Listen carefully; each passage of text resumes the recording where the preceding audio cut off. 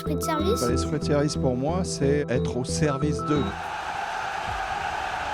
2024, la France accueille le monde. C'est ça, l'esprit de service. Ça, c'est l'esprit de service.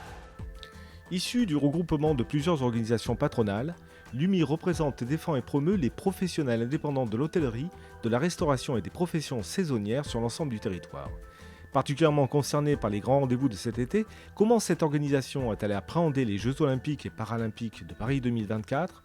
Quelles en sont pour elle les opportunités, les difficultés et que retenir de cette expérience ? Nous avons rencontré Laurent Barthélémy, président UMI saisonnier, qui a pris quelques minutes pour répondre à nos questions.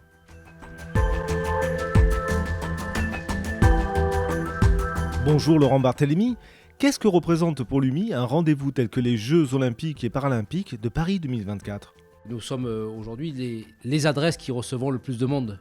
On donne du bonheur, on donne souvent, on est là quand les choses vont bien, quand les choses vont pas bien, mais on est toujours là. On vient manger chez nous, on vient dormir chez nous. Il se passe de belles choses chez nous, donc on a le sens de l'accueil chevillé au corps. Concernant les JO, ça sera essentiellement parisien ou francilien, mais sans nul doute, l'impact des JO sera pour l'avenir, et on le voit sur les autres pays qui ont eu les JO, l'impact est important derrière, touristiquement parlant. Est-ce que ce grand rendez-vous collectif est vécu par votre organisation comme une opportunité ? Alors, il est vécu comme une opportunité, oui, parce que d'habitude, la fréquentation l'été est moins importante que l'hiver, ou que le reste de l'année, avec des établissements qui ont une fréquentation un peu moindre. Là, on va avoir sur ces 15 jours-là, la problématique va être sur début septembre, sur les Paralympiques, où il va y avoir peut-être un peu moins de sujets, mais sur les JO et sur les 15 jours et peut-être un peu avant et un peu après sur le tourisme lié et autour de ces JO, oui, il va y avoir une fréquentation plus importante, et pour nos métiers, on espère que ça va être un moment important, et que l'investissement que les entreprises ont mis au regard de ces Jeux Olympiques, et ils vont pouvoir s'y retrouver.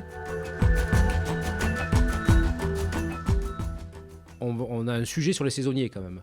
Nos salariés saisonniers, on en manque déjà 80 000 à la louche comme ça aujourd'hui.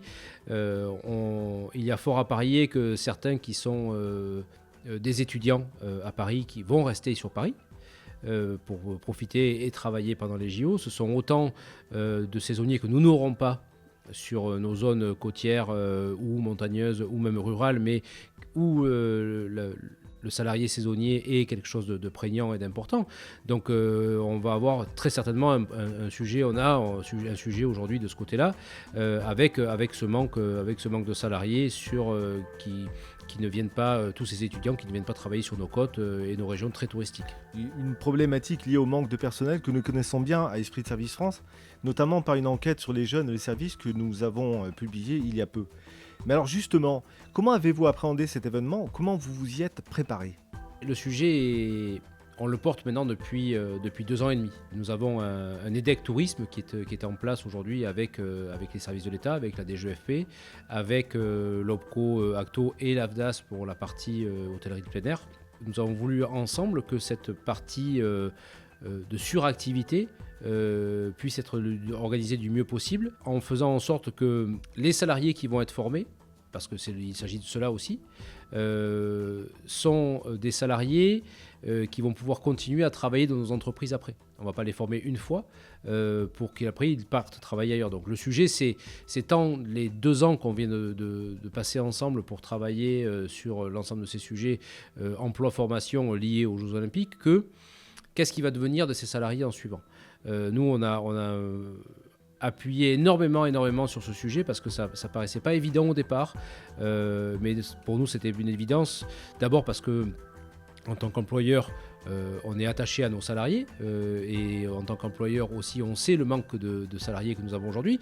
Mais comme nous travaillons paritairement sur ce sujet avec les syndicats de salariés, où le dialogue social fonctionne chez nous en termes de formation, nous avons eu la même vision des choses avec les syndicats de salariés, et paritairement nous avons porté cette chose-là. Maintenant, on est rentré pendant ces 2 ans aussi un petit peu en conflit avec des services des JOP et des services certains services de l'État à un moment donné, qui voulaient voulait faire des stagiaires, l'alpha et l'oméga, qui allaient accueillir tous ces touristes pendant les JO. On a été très clair depuis le départ, c'est pas avec des stagiaires que nous on va travailler demain. On a la volonté d'avoir non pas de la main-d'œuvre gratuite, mais bien des salariés formés. Et puis il faut savoir qu'il y a quand même tout un pan de l'économie qui va travailler autour des JO, notamment en termes de sécurité, où les normes font que la stagiairisation n'est pas possible, tout simplement. Donc on a en termes de centre de formation, mis en place une batterie de tutos et de formation à distance aussi pour mieux accueillir tout le public qui va arriver. Il y a un sujet de savoir comment, parce qu'on accueille souvent, notamment à Paris, une clientèle étrangère asiatique ou américaine ou des pays du Golfe aujourd'hui.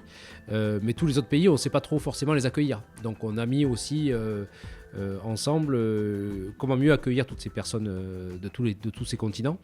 Et c'est important aussi de se rapprocher un petit peu de leurs us et coutumes afin de mieux les accueillir dans nos établissements. Sur le début de l'année, rien que sur Paris, nous avons formé quasiment 1500 demandeurs d'emploi à destination de nos métiers et avec la ferme volonté qu'ils deviennent des salariés à plein temps dans nos entreprises. Maintenant, on voit que la période budgétaire nous a contraints sur nos capacités à vouloir faire plus.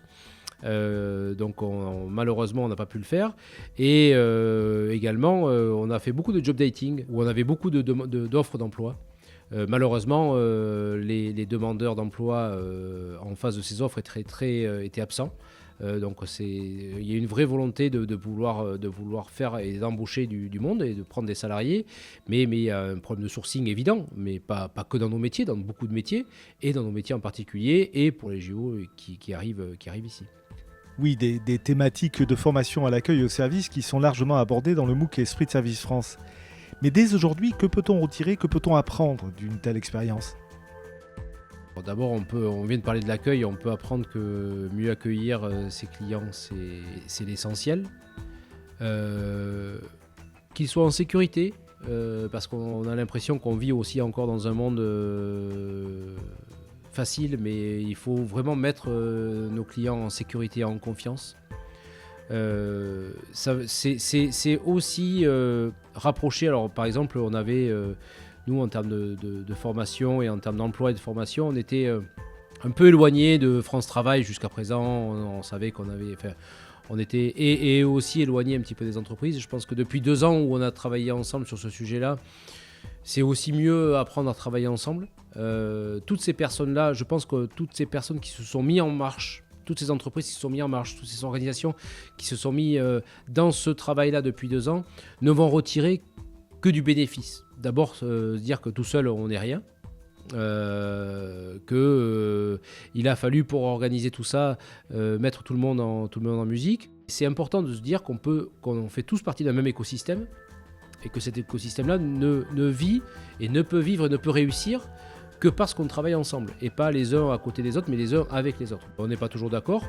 En revanche, on arrive dans le consensus à toujours trouver le bon sens et la bonne route parce que le collectif prime. Et l'intérêt général prime. Et je pense que ces JO, là, ce moment important que l'on va vivre au niveau national, c'est faire en sorte que l'intérêt collectif prime et qu'on s'en souvienne. Ça, c'est vraiment le sujet important, qu'il faut retenir dans tout ce travail que nous faisons ensemble. C'est ça, l'esprit de service. Ça, c'est l'esprit de service.